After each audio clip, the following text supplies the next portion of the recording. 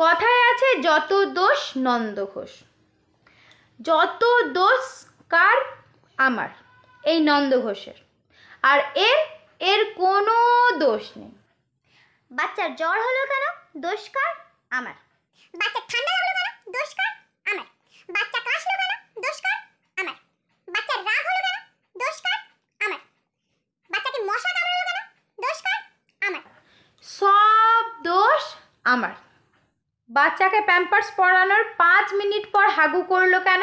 দোষ কার? আমার। আমি কেন আগের থেকে বুঝলাম না যে এখন বাবু হাগু করবে, এখন প্যাম্পার্স পরানো যাবে না? বাচ্চা রাগ করে ইচ্ছে করে উল্টে গিয়ে মাথায় ব্যথা পেল, এখানে দোষ কার? এখানেও দোষ আমার। আমি কেন আগের থেকে বুঝলাম না যে বাচ্চা এখন উল্টাবে, আর কেনই বা তাকে গিয়ে আগের থেকে ধরলাম না? বাচ্চাটাকে মশা কামড়ালো কেন? দোষ কার? আমার। বাচ্চার চারপাশে মশা ঘুরঘুর করছে কিনা সব দেখার দায়িত্ব আমার। আমার আর অন্য কোনো কাজ নেই, সব সময় মশার দিকে নজর রাখতে হবে যে এখনই আমার বাচ্চাটাকে মশা কামড় দিতে পারে। বাচ্চার ঠান্ডা লাগলো কেন? নিশ্চয়ই তুমি জল ঘেটেছো, তোমার কারণে বাচ্চার ঠান্ডা লেগেছে।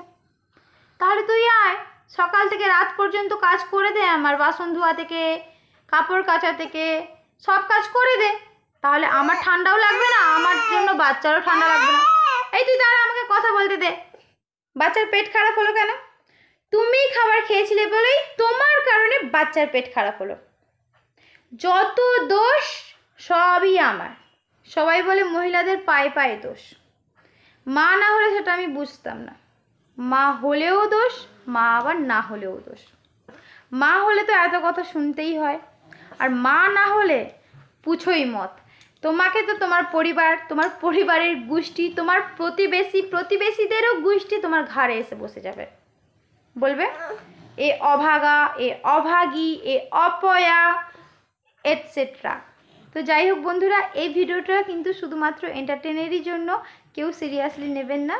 তো যদি আমার ভিডিওটা ভালো লাগে, লাইক শেয়ার সাবস্ক্রাইব করে আমার পাশে থাকবেন। সবাই ভালো থাকবেন, সুস্থ থাকবেন। দেখা হচ্ছে নেক্সট ভিডিওয়। Bye bye.